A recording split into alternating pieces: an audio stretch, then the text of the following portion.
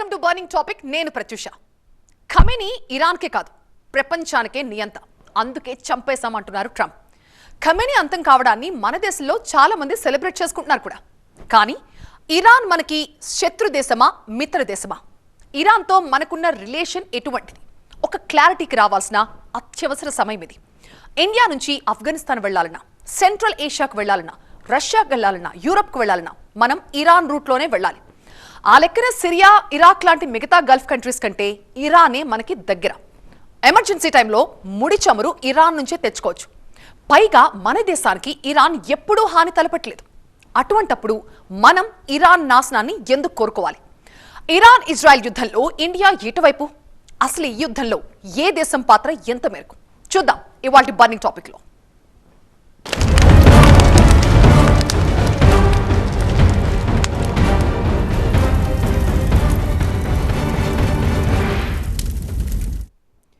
United Arab Emirates Abu Dhabi capital గా 7 చిన్న రాజ్యాల కలయిక.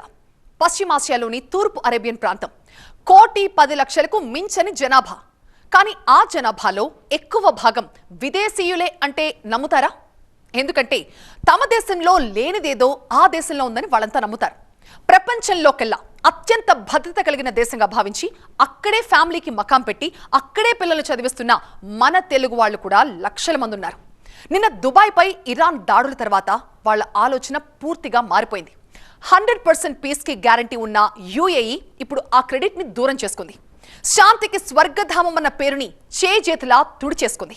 కేవలం గల్ఫ్ దేశాల్లో ఉన్న అమెరికన్ స్థావరాల్ని ధ్వంసం చేసే ప్రయత్నంలో భాగంగా అరబ్లో జనావాసాలను కూడా ఛిద్రం చేస్తోంది ఇరాన్. సో యుఏఈ కూడా నాట్ సేఫ్ అన్నమాట. గతంలో ఏ దేశంతోనూ నేరుగా కయ్యానికి దిగిన చరిత్ర లేదు అరబ్ ఎమిరేట్స్కి. అటువంటి పసికూనను కూడా తన ఉక్కు కౌగిలిలో బంధించి నెత్తుటి క్రీడలో ముంచి ఆగమాగం చేసి వికటాటహాసం చేస్తోంది అమెరికా. 2026 జనవరి 3 డెల్టా ఫోర్స్ చేపట్టిన ఆపరేషన్ అబ్సల్యూట్ రిజాల్వ్. అమెరికా బలగాలు వెనిజులా అధ్యక్షుడు నికోలస్ మదురోని, ఆయన భార్య సిలియా ఫ్లోరస్లను కార్కస్ లో అరెస్ట్ చేసి బేడీలేసి న్యూయార్క్ కు తీసుకుపోయిన ఘటన టోటల్ ప్రపంచాన్నే తిమ్మిరెక్కించింది. నార్కో టెర్రరిజం, కొకైన్ స్మగ్లింగ్ ఆరోపణలతోని వెనిజులా అధ్యక్షుడిని చెరబట్టినట్టు కలరింగించుకున్న అమెరికా పైత్యానికి ఇదో పరాకాష్టాని తేలిపోయింది.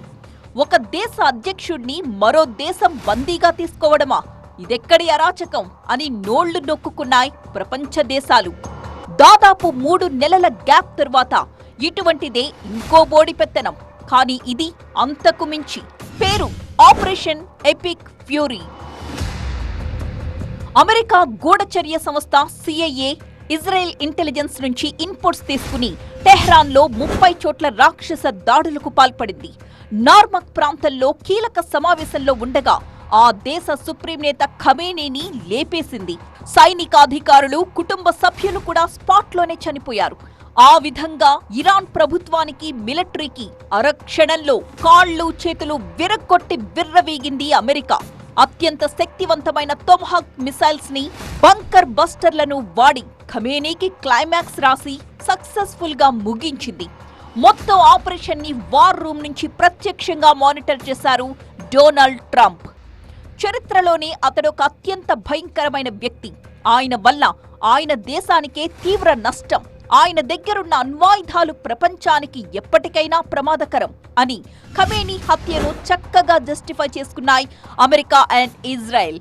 పైగా ఇరాన్ ప్రజలకు స్వేచ్ఛను ప్రసాదించామని, మళ్లీ శాంతి కాముకొన్నయ్యానని భుజాలెగరేశారు ట్రంప్. కానీ అమెరికాది అక్షరాల ఆటవిక న్యాయమే అంటోంది మిగతా ప్రపంచం. వాళ్లు నీకు నియంతలా కనిపించొచ్చు, కానీ వాళ్ల దేశాల్లో వాళ్ల రాజ్యాంగాల ప్రకారం వాళ్ళెన్నుకున్న ప్రభుత్వాధినేతలు పరాయి దేశాలు ఎత్తుకొచ్చేయడం లేదా లేపేయడం అంటే ఇది ఏ లెక్కన నీతివంతమనే చర్చ మొదలైంది. తనదైన రక్త చరిత్రతో జియో పొలిటికల్ పిక్చర్ ని గజిబిజి చేస్తున్న ట్రంప్ తీరును ప్రపంచ దేశాలు తీవ్రంగా ఎండగడుతున్నాయి. ఖమేనీని చంపడం అనైతికమని, ఐక్యరాజ్యసమితి సూత్రాలను తొంగలో తొక్కడమేనని ఆక్షేపించింది చైనా. ప్రపంచ శాంతి కోసం సైనిక కార్యకలాపాలను తక్షణమే నిలిపేసి చర్చలు జరపాలని పిలుపునిస్తున్నాయి చైనా, రష్యా దేశాలు. ఇటువైపు పశ్చిమాసియాలో ఆకాశం ఎరుపెక్కుతూనే ఉంది. పశ్చిమాసియాలో అగ్గిపుల్ల గీసి యుద్ధాన్ని రాజేసిన అమెరికా ఇజ్రాయెళ్లతో పాటు మిత్ర దేశాలతో కలిసి ఇరాన్పై విరుచుకుపడుతూనే ఉంది. ముఖ్యంగా ఇరాన్ డ్రోన్లున్న స్థావరాలు, కీలక మిలిటరీ ఇన్ఫ్రాస్ట్రక్చర్ ని టార్గెట్ చేసినట్టు అమెరికా ఓపెన్ గా చెప్పుకుంటోంది. సుప్రీం లీడర్ని పోగొట్టుకుని అహం దెబ్బతిన్న ఇరాన్ కూడా పెద్దన్నపై తిరగబడింది. ఇంతకింత బదులు తీర్చుకుంటామంటోంది. ఇజ్రాయెల్, అమెరికా ఎయిర్ బేస్లపై ప్రతిదాడులకు భారీ స్థాయిలో ప్లాన్ చేస్తోంది. ముఖ్యంగా ఇరాన్ రివల్యూషనరీ గార్డ్స్ IRGC భీకరమైన అటాక్ తప్పదని సైగ చేస్తోంది. ఇజ్రాయెల్ ఆర్మీ హెడ్ క్వార్టర్స్ ని పేల్చివేయడు పక్కా అంటోంది. చైనా శాటిలైట్ల సాయంతో పశ్చిమాసియాలోని 27 అమెరికా సైనిక స్థావరాల్ని టార్గెట్ చేసుకుంది. ఇజ్రాయెల్ ప్రెసిడెంట్ నెతన్యాహుని రౌండప్ చేశాం, ఖమేనీ హత్యకు ఇంతకింత తీర్చుకుంటామని ప్రకటన చేసింది ఇరాన్ రెవల్యూషనరీ గార్డ్స్. ఇప్పటికే Sharjah, Bahrain, Kuwait, Iraq, Qatar, Saudi దేశాల్లో అమెరికా స్థావరాలే కాదు, వాటికి బోనస్ గా జనావాసాలు కూడా భగ్గుమంటున్నాయి. ఇరాన్ కడుపు మంటకు సమిధలుగా మారుతున్నాయి. అమెరికాతో స్నేహం చేసిన పాపానికి ప్రాణ భయంతో బిక్కుబిక్కుమంటున్నాయి. మధ్య ప్రాచ్యంలో అంటుకున్న ఈ యుద్ధ వ్యాధి ఇంకా ఏ దేశాలను దహించి వేస్తుందో ఇప్పటికైతే అంతుబట్టని ప్రశ్నే. 51 దేశాల్లో 128 సైనిక స్థావరాలున్న అమెరికా నయానో భయానో లొంగదీసుకుని ఆయా దేశాలని తన యుద్ధ కాంక్ష కోసం వాడేసుకుంటోంది. ఆ విధంగా సగం ప్రపంచానికి నిప్పంటించినట్టే లెక్క. నిజానికి అంత బలుపున్న అమెరికాకి ఆయువు పట్టు మాత్రం పశ్చిమాసియానే. అందుకే తన మిలిటరీ పవర్ని ఇక్కడే మోహరించింది. 40,000 మంది అమెరికా సైనికుల్ని యాక్టివేట్ చేసింది. పశ్చిమాసియాలో 8 పర్మనెంట్ క్యాంపులు, 11 తాత్కాలిక సైనిక కేంద్రాల్ని అలర్ట్ చేసింది. ప్రత్యర్థులు ఎయిర్ స్ట్రైక్స్ చేసినప్పుడు పసిగట్టే థర్డ్ ఎయిర్ డిఫెన్స్ వ్యవస్థలు ఇప్పటికే అలర్ట్ అయ్యాయి. తమ దేశాల్లో స్థావరాలని అమెరికాకి అద్దెకిచ్చినందుకు గల్ఫ్ కంట్రీస్ అన్ని ఇప్పుడు లబోదిబోమంటున్నాయి. ఇరాన్, ఇజ్రాయెల్ కొట్టుకుంటుంటే మధ్యలో మాకు రక్తాలు కారిపోతున్నాయని నెత్తి నోరు బాదుకుంటున్నాయి. ఈ 2 దేశాల వీరోచిత పర్ఫార్మెన్స్ని పైనుంచి చూస్తూ మార్కులేస్తున్న అమెరికా అరాచకాన్ని అసలు ఎవరు చాపాలి? మిగతా పెద్ద దేశాలు పంచాయతీకి వచ్చేదెప్పుడు? శక్తివంతమైన అమెరికా ఇజ్రాయెల్తో కలిసి ఇరాన్ మీద కత్తికట్టింది. మరి ఇరాన్ కంట్రీకి ఈ డబుల్ షూటర్ల మీద తిరగబడే స్తోమత ఉన్నట్టా లేనట్టా? 6.1 లక్షల మంది పటిష్టమైన సైన్యం, దాదాపు 2,000 ట్యాంకులు, 1000కి పైగా మూవబుల్ రాకెట్ లాంచర్స్, 3,000కు పైగా బాలిస్టిక్ క్షిపణులు. వీటన్నిటికి మించి ఇరుకైన సముద్ర మార్గాల్లో కూడా కౌంటర్ అటాక్ చేయగల ఇరాన్ యుద్ధ నౌకలు చాలా పవర్ఫుల్. ఇరాన్కున్న మరో బలమైన తోడేంటంటే fully trained Islamic revolutionary guards. Iran దగ్గరున్న 6,000 నౌకాదళ మందుపాత్రలు కూడా ప్రపంచ దేశాలను వణికిస్తున్నాయి. వీటిని గనుక పేలిస్తే హార్మోజ్ జలసంధి మూసుకుపోయినట్టే. మిగతా దేశాల కడుపు కొట్టగలిగే చిట్ట చివరి ప్రత్యామ్నాయం ఇది. ఎందుకంటే గల్ఫ్ దేశాల్లో వెలికితీసే ముడి చమురులో దాదాపు 4వ వంతు ఈ మార్గం నుండే మిగతా దేశాలకు వెళ్లాలి. 127 కిలోమీటర్ల పొడవు, 52 కిలోమీటర్ల వెడల్పున ఈ సముద్రపాయ పర్షియన్ గల్ఫ్ ను మహాసముద్రాలను కలిపే ఏకైక మార్గం. ఇప్పటికే ఒమన్ తీరంలో హార్మోజ్ జలసంధి దగ్గర ఒక ఆయిల్ ట్యాంకర్ మీద అటాక్ చేసి నిలువునా పేల్చేసి మొదటి ప్రమాద హెచ్చరికను జారీ చేసింది ఇరాన్. హార్మోజ్ జలసంధి మూసివేత ప్రపంచ ఆర్థిక వ్యవస్థకు పెను సవాలవుతుంది. ముఖ్యంగా ఇండియాకు దిగుమతయ్యే ముడి చమురులో 90% హార్మోజ్ నుంచే రావాలి. ఇప్పుడు చమురు సరఫరాకు గండిపట్టంతో ఇండియాలో చమురు ధరలకు రెక్కలొచ్చేస్తాయి. అదేవిధంగా ఆయిల్, చమురును శాసిస్తున్నటువంటి గల్ఫ్ దేశాల మీద అనేక దేశాలు ఆయిల్పై ఆధారపడుతున్నాయి. కాబట్టి ఆ దేశాల పైన యుద్ధం అనేది ఆ దేశాల్లో కమ్ముకొని ఉంటే ఖచ్చితంగా కూడా ఈ ప్రభావం అనేది మిగతా దేశాల మీద పడే అవకాశం మనకు స్పష్టంగా కనబడుతుంది. అదేవిధంగా అనేక ఆయిల్ దిగుమతి దేశాలు ఏవైతే ఉన్నాయో అవన్నీ కూడా ఆయిల్ ధరలు పెరిగి కుదేలైపోతున్నది. అది మన భారతదేశం కూడా ఆ విషయంలో ఎటువంటి అతీతమైంది కాదు. మన దేశంలో కూడా ఇప్పుడు ఆయిల్ ధరలు పెరిగే అవకాశాలు కూడా భవిష్యత్తులో వచ్చే అవకాశాలు స్పష్టంగా ఉన్నాయి. ఇప్పటికే చమురు ధరలు పెరిగిపోవడం మొదలైంది. ఈ పరిస్థితుల్లో అత్యధిక ఆయిల్ రిజర్వ్ ఉన్న రష్యా లాంటి దేశాలకు ఈ యుద్ధం లాభదాయకం. చైనా కూడా మిడిల్ ఈస్ట్ నుండి చమురు సరఫరా ఆగిపోయింది కనుక ఇండియా రష్యా నుండే చమురు కొనుక్కుంటోంది. సో పశ్చిమాసియా యుద్ధంలో ఫస్ట్ కమర్షియల్ విన్నర్ రష్యా. మనకు మాత్రం యుద్ధంతో నో రిస్క్ నో రిలీఫ్ అని చెప్పుకోవచ్చా? ఈ యుద్ధం అయిపోయాక ఎప్పుడైనా మొత్తం ఈ ప్రాంతంలో పవర్ రిలేషన్స్, పవర్ ఈక్వేషన్స్ అన్నీ మారిపోతాయి. భారతదేశం యుద్ధంలో పార్టిసిపేట్ కాదు కాబట్టి మనకు నష్టమేమి ఉండదు. అది కూడా కాకుండా మనకి ఇరాన్ విషయంలో ఇప్పుడు అంత సాయం చేయలేదు ఈ గత 39 సంవత్సరాలు. మనకి చైనా, పాకిస్తాన్ ఎవరైతే విరోధంగా ఉన్నారో వాళ్ళతో క్లోజ్గా ఉన్నారు కాబట్టి ఇది భారతదేశానికి తప్పకుండా లాంగ్ టర్మ్ కాకపోయినా షార్ట్ టర్మ్లో ఈ యుద్ధం మనకి నష్టం మాత్రం లేదు. విదేశాలతో దౌత్యం విషయంలో మన తరువాత ఎవరైనా దాయాది దేశం ఆగర్భ శత్రు పాకిస్తాన్తో తప్ప మిగతా దేశాలన్నిటితో మన దోస్తానా very very special. Global politics అడ్డం తిరిగి యుద్ధం లాంటి క్లిష్ట పరిస్థితులు వచ్చినప్పుడు మనం దాదాపుగా సేఫ్. ఇక్కడ ఒక ఎగ్జాంపుల్ చెప్పుకుని తీరాలి. ఇప్పుడు వార్ టెన్షన్లతో అట్టుడుగుతోన్న ఇజ్రాయెల్లో గత వారమే ఫ్రెండ్లీ టూర్ వేశారు మన ప్రధాని మోదీ. ఇజ్రాయెల్ చట్టసభల్లో చరిత్రాత్మక ప్రసంగం చేసి ఆ దేశ పార్లమెంట్ నుండి అత్యున్నత పౌర పురస్కారం అందుకున్నారు. ఇప్పుడు చావుకు బతుక్కు మధ్య లాటరీ కొడుతోన్న నెతన్యాహుతో సెల్ఫీ తీసుకున్నారు ప్రధాని మోదీ. పరస్పర బద్ధ శత్రులైన ఇజ్రాయెల్, పాలస్తీనా ఈ రెండు దేశాల నుండి అత్యున్నత పురస్కారాలు అందుకున్న ప్రపంచ నేతగా అరుదైన రికార్డు ఉంది మోదీకి. ఇలా నొప్పించక తానొవ్వక స్టైల్లో ముందుకు వెళ్లే ఇండియాకు ఇరాన్, ఇజ్రాయెల్ రెండు దేశాలతో ఫ్రెండ్లీ నేచర్ ఉంది. మరి మనకు యుద్ధంతో ప్రత్యక్ష డ్యామేజ్ లేనట్టేగా.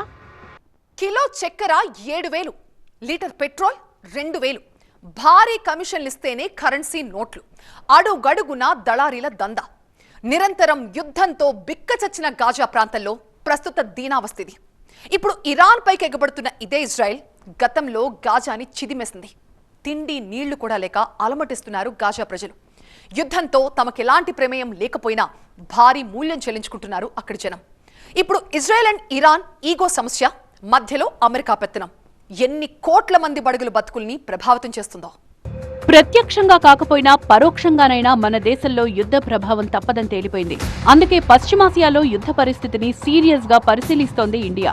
సంఘీభావం తెలుపుతూ గల్ఫ్ దేశాధినేతలకు ఫోన్లో మాట్లాడుతున్నారు ప్రధాని మోదీ.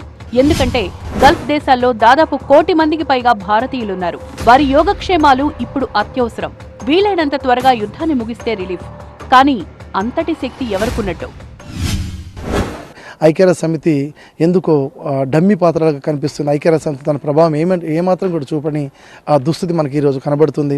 కాబట్టి ఐక్యరాజ్య సమితి కూడా కొంచెం ముందుకు రావాలి. వాటితో పాటు ప్రపంచంలో ఉన్నటువంటి ఈ ప్రభావిత దేశాలైన ఇండియా, చైనా, రష్యా లాంటివి కూడా ముందుకు వచ్చి యుద్ధాన్ని ఆపే పని చేస్తే ప్రపంచాన్ని మేలు చేసిన వారు అవుతారు. అటు ఇరాన్, ఇజ్రాయెల్ వార్ నుంచి న్యూక్లియర్ భయాలు కూడా పొంచున్నాయి. తాజా పరిస్థితిపై అంతర్జాతీయ అణు ఇంధన సంస్థ IAEA వియన్నాలో అత్యవసరంగా సమావేశమైంది. తమ అణు కేంద్రాలపై అమెరికా, ఇజ్రాయెల్ దాడి చేశాయన్న ఇరాన్ ప్రతి దాడులు తప్పవని సంకేతాలిచ్చింది. అదే గనుక జరిగితే ప్రపంచ యుద్ధం అనివార్యం. ఇరాన్ అణ్వాయుధాల తయారీ వల్లే ఇజ్రాయెల్, అమెరికా మొదటి నుంచి కసి పెంచుకున్నాయి. ఇప్పుడు యుద్ధానికి దిగడానికి ఇదే అసలైన కారణం. ఒకటి ప్రాంతీయ ఆధిపత్య పోరు, అదేవిధంగా అణు కార్యక్రమాల అనుమానము, అదేవిధంగా భద్రతాపరమైన ఆందోళనలు, ఇవన్నీ కూడా యుద్ధానికి కారణాలు చెప్పొచ్చు. అదేవిధంగా గత కొన్ని దశాబ్దాలుగా ఇరాన్, ఇజ్రాయెల్ దేశాల మధ్య జరుగుతున్నటువంటి శత్రుత్వం ఏదైతే ఉంటుందో ఇదంతా కూడా ఈ యుద్ధానికి కారణమని చెప్పొచ్చు. అయితే ఈ యుద్ధం ఇది ఒకే రోజు వచ్చినది కాదు. ఇది ఏదో ఉల్కలాగా ఊడిపడ్డ యుద్ధం కాదు. దీని వెనకాల ఒక 4 దశాబ్దాల శత్రుత్వ వైఖరి ఇక్కడ ఉంది. సో ఆ శత్రు వైఖరి ఈరోజు ప్రస్ఫుటమై ఏకంగా ఆయుధంలో కొమైని హత్య వరకు తీసుకొచ్చినటువంటి ఉదంతం మనం ఈరోజు చూస్తున్నాం. యుద్ధం చేసిన వాళ్లకేమిచ్చిందో గాని యుద్ధం బారిన పడ్డ సామాన్యులకు మాత్రం కడుపులు మాడిపోవడం ఖాయం. యుద్ధం కారణంగా చమురు ధరలు పెరగడం ప్రస్తుతానికి కనిపిస్తోన్న ప్రత్యక్ష నష్టం. కానీ కనిపించకుండా సామాన్యుల్ని పీడించే నష్టాలు బోలెడన్ని. సామాన్యుల మీద యుద్ధం చాలా బాధ పెడతారు. ఎందుకంటే మన జనంలాగా మొత్తం ఆసియా నుంచి, ఆఫ్రికా నుంచి కోట్ల మంది ఈ దేశాల్లో, ఆయిల్ ఉన్న దేశాల్లో పనిచేస్తున్నారు. వాళ్ళ పనులన్నీ ఆగిపోతాయి, ఉద్యోగాలు పోతాయి, తిరిగి వాళ్ళ దేశానికి వెళ్ళిపోవాలి. అలాగే అన్ని చోట్ల కూడా ధరలు పెరిగిపోతాయి, చమురు ధరలు అన్నీ పెరిగిపోతాయి. కాబట్టి సామాన్యులు సఫర్ అవుతారు. వాళ్ళు తప్పకుండా భారతదేశంలో ఫస్ట్ కొన్ని రోజుల వరకు మనం సఫర్ అవుతాం. కొన్ని మిగతా దేశాల్లో, భారతదేశం అంత బలం లేని దేశాల్లో విపరీతమైన మాత్రం నష్టపడిపోతారు. ధరలు పెరుగుతాయి.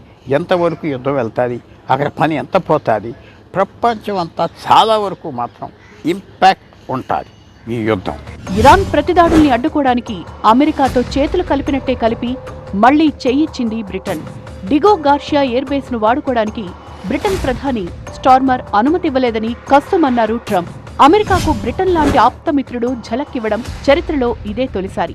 అటు ఇరాన్ క్షిపణి వ్యవస్థకు శాటిలైట్ ద్వారా పరోక్ష సాయం అందిస్తోన్న చైనా వైఖరి ఎప్పుడూ సందేహాస్పదమే. అన్నింటికీ తెగించి తాడో పేడో అంటోన్న ఇరాన్కి యుద్ధంతో తీవ్ర నష్టం తప్పేలా లేదు. ఇప్పటి వరకు 600 మంది చనిపోయినట్లు ఇరానే స్వయంగా ప్రకటించింది. సౌదీలో ఆరామ్కో రిఫైనరీపై ఇరాన్ మిసైళ్లతో తెగబడింది. బహ్రెయిన్, షార్జా ఇప్పటికీ దాడులతో తల్లడిల్లుతున్నాయి. ఇరాన్ దాడులు తక్షణమే ఆపాలంటూ 6 గల్ఫ్ దేశాలు సంయుక్త ప్రకటన విడుదల చేశాయి. లేదంటే మమ్మల్ని మేము ఎలా రక్షించుకోవాలో మాకు తెలుసని హెచ్చరించాయి కూడా. ఇరాన్, ఇజ్రాయెల్, అమెరికా దేశాల ఇగోయిస్ట్ థియరీలకు మేమెందుకు బలిపశువులమవుతామని నిగ్గదీసి అడుగుతోంది గల్ఫ్.